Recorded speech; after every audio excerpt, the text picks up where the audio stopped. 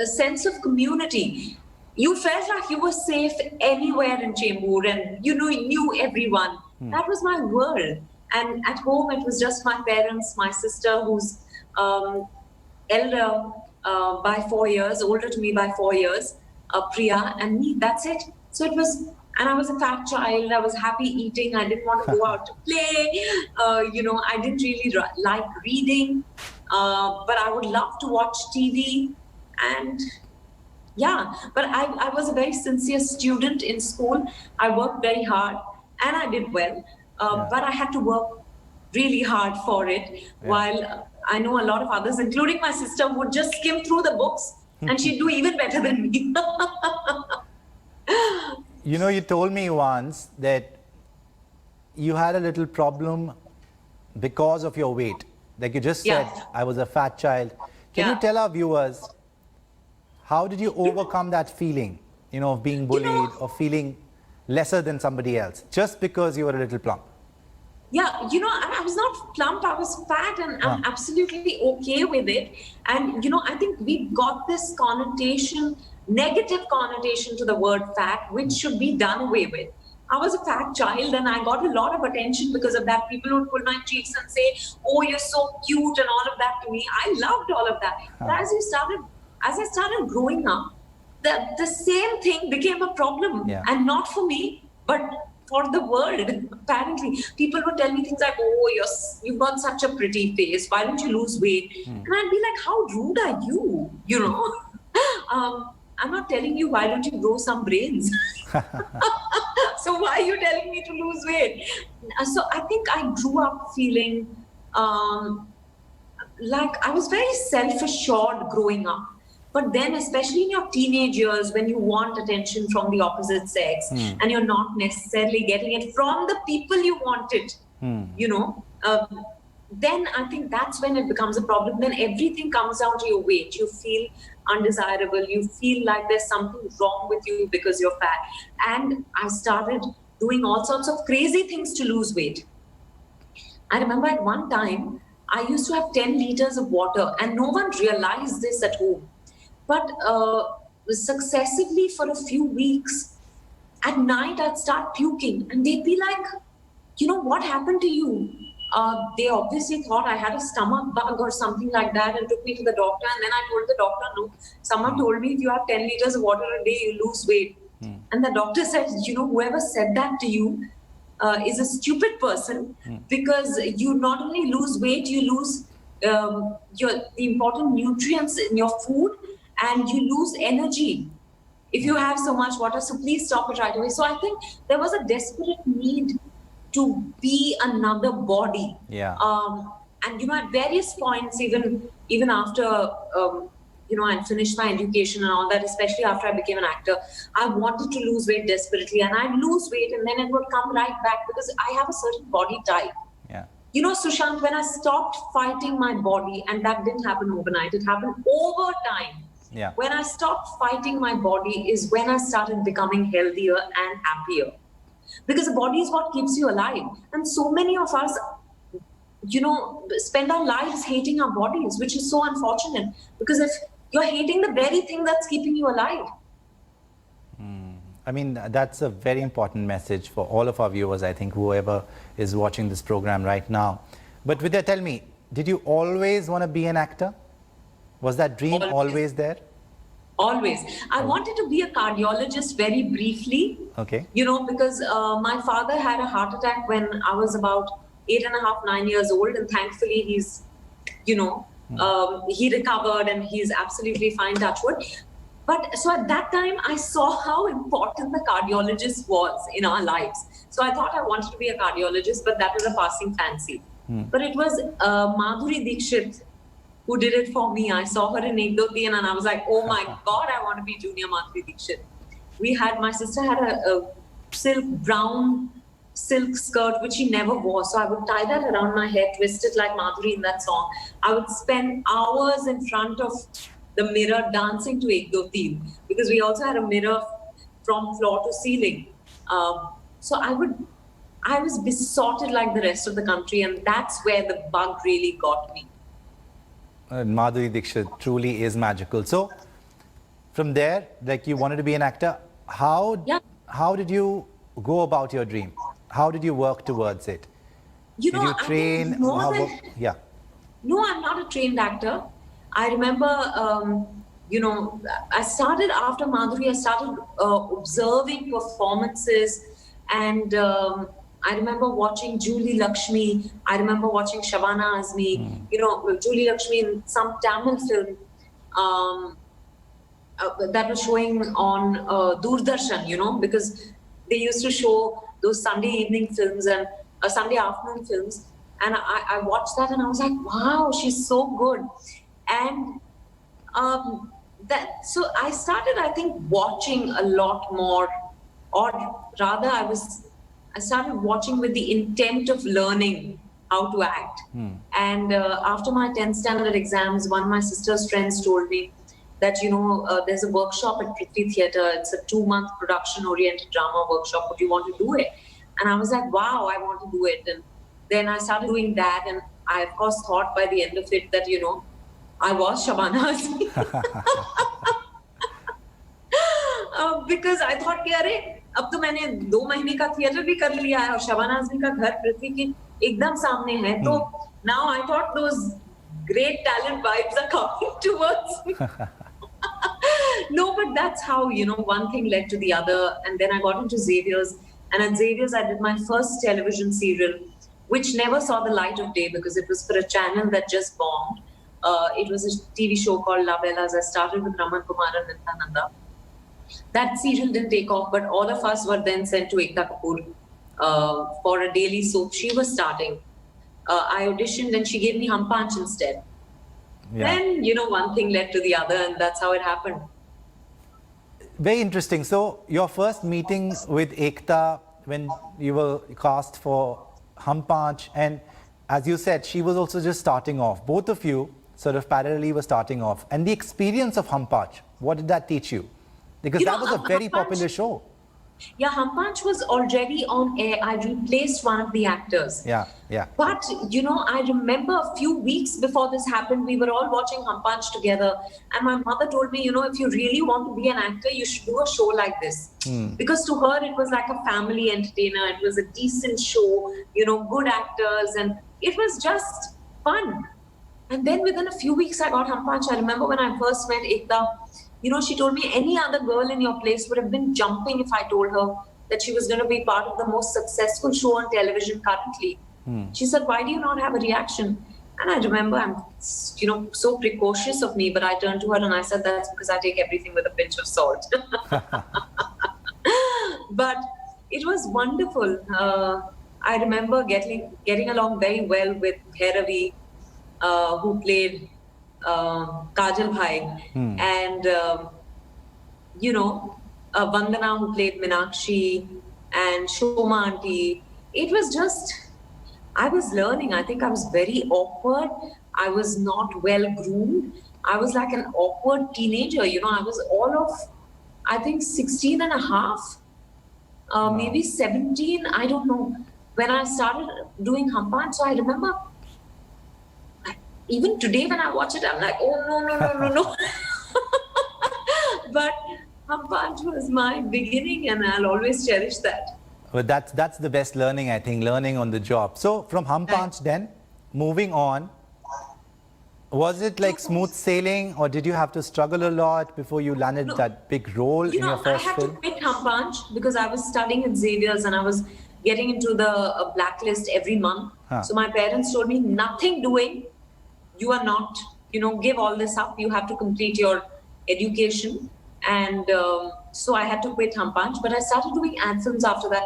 I never had a portfolio or anything, Sushant. I just, I was doing another workshop with Nandu Ghanekar.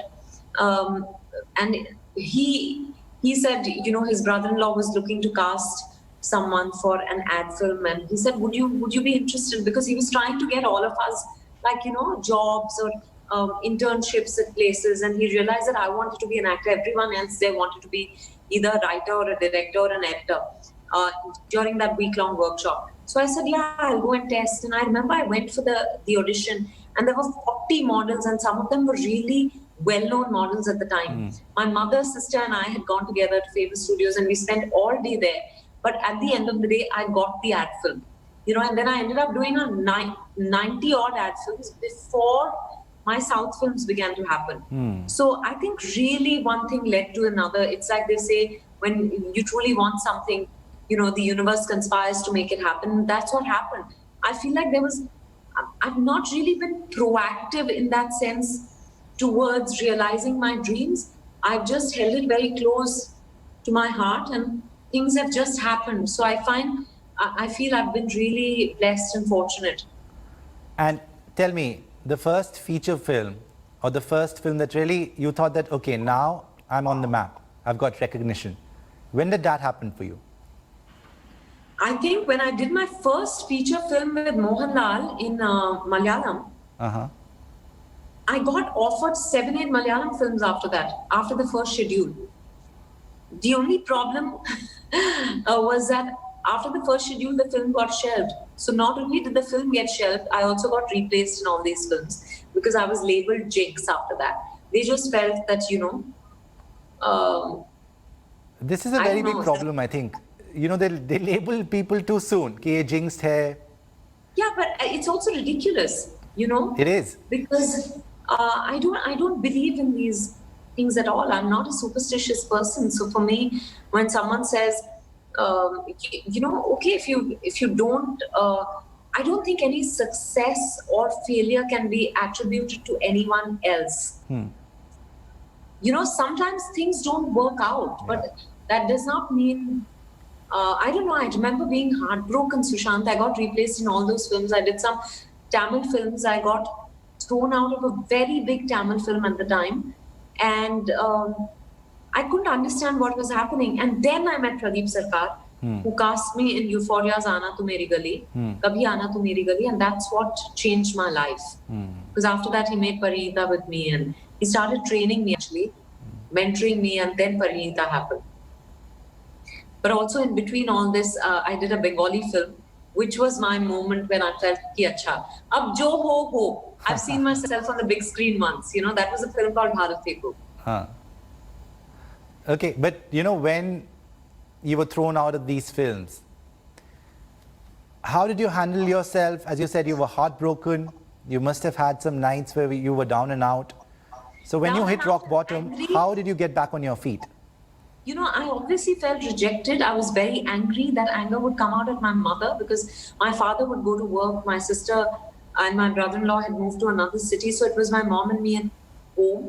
And I would take out all my anger at her. She was trying to ground me with prayers and with meditation. She would tell me, why don't you sit and just pray? And I would just fight with her. I was feeling so helpless and angry and agitated, but I'm so grateful that my parents, understood where I was coming from. And I'm sure my mother was also hurt at various points. Right. But I think she realized how much this meant to me and supported me in every way. I also think that not that bad behavior should be, condoned. But not that bad behavior should be acceptable. But, I didn't know any better at that time. Yeah. You also take out your anger at your closest people. Yeah. But my parents, my sister, my brother-in-law, they were like rocks. They were my pillars. They would constantly talk to me. I would go to the Sai Baba Mandir close to my house in Chembur and pray regularly. There were times when I went to bed crying. I would wet the pillow literally with my tears. I would feel like, okay, this is not for me. But next morning I would wake up feeling, okay, you know what, I'll give it one more day. That was a passion in me to be an actor, and I think that's what's held me in good stead.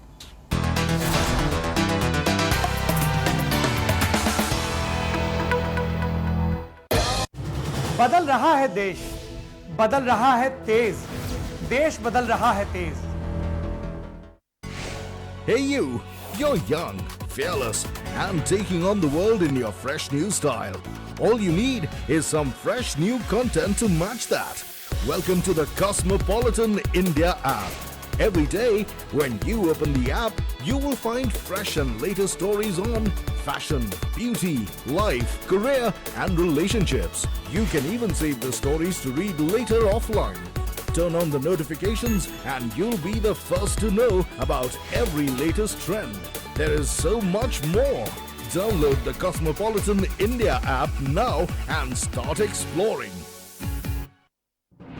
Want the latest news on business, stock market, Sensex, personal finance, industry, and more?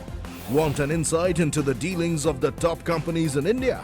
Want live news TV channels, in-depth market analysis, business videos, and more latest business information on the go? Then just download Business Today app. Business Today app from India's #1 business news magazine. Hey you! You're young, fearless, and taking on the world in your fresh new style. All you need is some fresh new content to match that. Welcome to the Cosmopolitan India app. Every day, when you open the app, you will find fresh and latest stories on fashion, beauty, life, career, and relationships. You can even save the stories to read later offline. Turn on the notifications and you'll be the first to know about every latest trend. There is so much more. Download the Cosmopolitan India app now and start exploring. Want the latest news on business, stock market, Sensex, personal finance, industry, and more?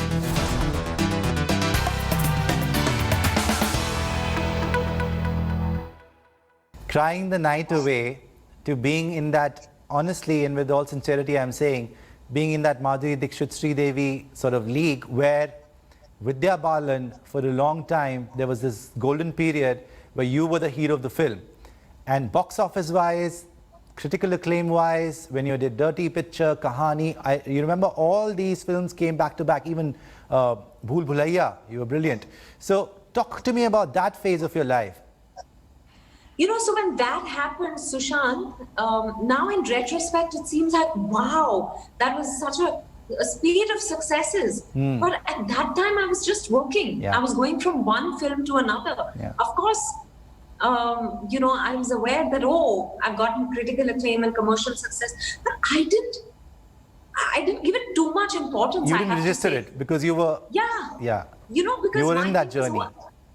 I'm also, you know, it's oftentimes people tell you things about yourself. I don't see myself necessarily like that, but when someone says to you that, you know, I see you as this, suddenly there were all sorts of tags attributed to me. And I think that's when around 2012, after Kahani, I began to probably feel like, oh my God, what has just happened? You know, people are telling me I have the Midas touch, and yeah. I was like, I've just been following my instinct. What Midas touch? I don't know. But you know, all of that I think also puts pressure, and then puts pressure on you because you're like, oh, now how do I maintain this success? Yeah. Yeah. I think that's the worst thing to happen to anyone.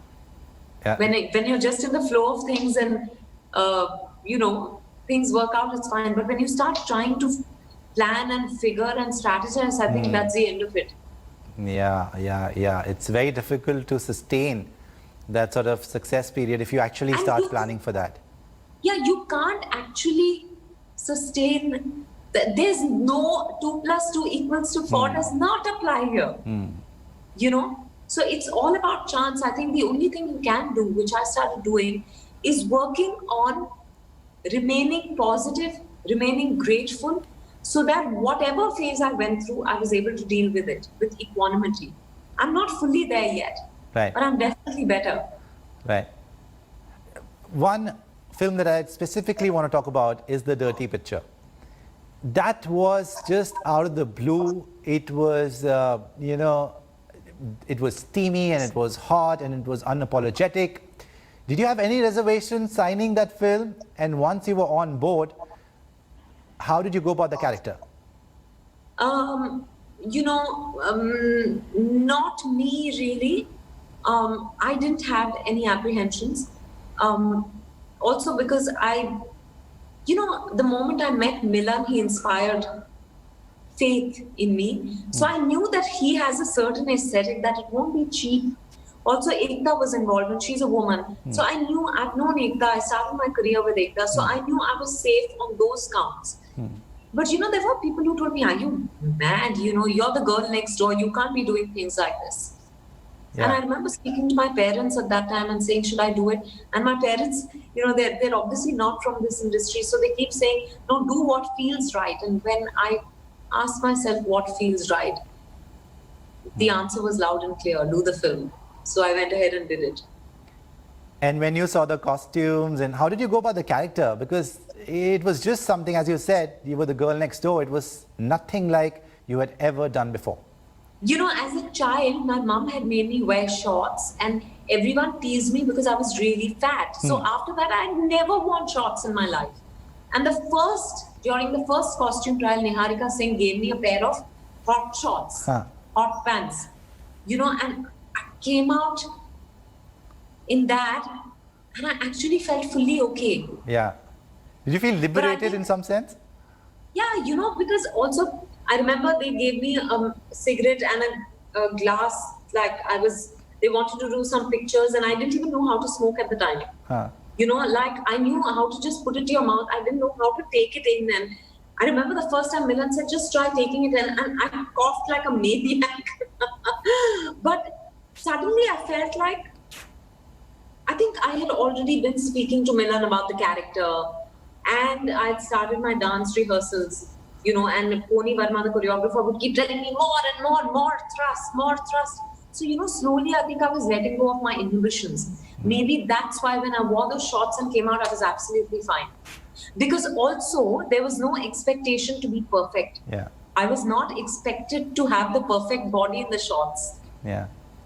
Because Silk was well endowed. She was big. And the national award, did you ever imagine that would happen? No, not at all.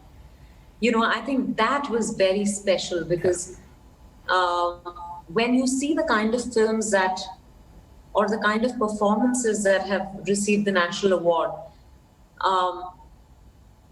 a film like The Dirty Picture or a character like Silk feature nowhere in that list. Yeah. And therefore then for Silk, for me to have gotten it for Silk was all the more special. And that the citation that they gave me so beautifully, articulated or worded, that was... It was amazing and you totally deserved it, Vidya. Thank you. Tell me something. I want to know some of your behavioral patterns that you thought were detrimental for you and you worked on. Since this is Inspirations, we want to know from you, what did you work on?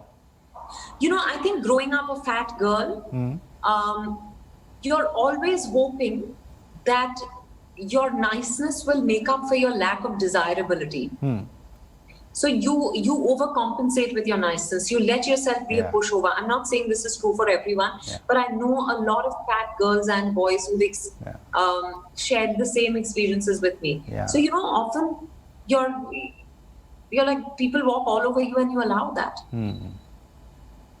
And I worked hard at changing that. I worked hard at valuing myself in my body the way I am, big, small, whatever, just the way I am, not wanting to change my body, because everything would finally come back to the body for me. Yeah. Right. Biggest challenges you faced in the film industry, and how did you overcome those challenges? Biggest challenges I faced, I think, a lot of times when I received criticism, Sushant, I thought that, the world is against me. That's not true. It's 2, 4, 5 journalists who've written something and it's their opinion. Yeah. It does 5 journalists don't the world make. I think, I remember in 2007-8 when I was being criticized heavily for my weight and my clothes, I remember it felt like, the world is against me, that it's become a national issue. Yeah. But no. Yeah. No, it wasn't a national issue. Yeah. But obviously for me, it was too much to process. So I felt like everyone was looking at me like I was a loser. That I should be ashamed for the way I dress. I should be ashamed because I'm so big-bodied. But I'm so glad, I started working with a healer a few years ago. And I cannot even tell you how much that's helped me in letting go of all that baggage of the judgments around my body that I had of my own body. I've learned to love and accept myself more each day. And I think it's very helpful to speak to someone. Of course, if you can speak to your own people, it's great. But sometimes it's nice to speak to someone who's not emotionally invested in you. Because when someone feels for you, they want to, sometimes they don't just listen. They want to give you solutions. They're feeling protected. They get affected. So I think whether it's a therapist or a counselor or a healer, if you can speak to someone, great. Because the pressures on all of us, not just as actors, today the pressures on all of us are very, very high. Okay, Vidya, final question to you. What has inspired you in your life? I think every individual, and particularly every woman who's trying to live her life on her own terms, inspires me. Honesty and integrity, with compassion and value for herself. Right. Vidya Balan, more power to you. It's always great, lovely talking to you. And thank you so much. I appreciate you joining us on India Today eConclave. Thank you, Sushant. Lovely talking to you. Thank you.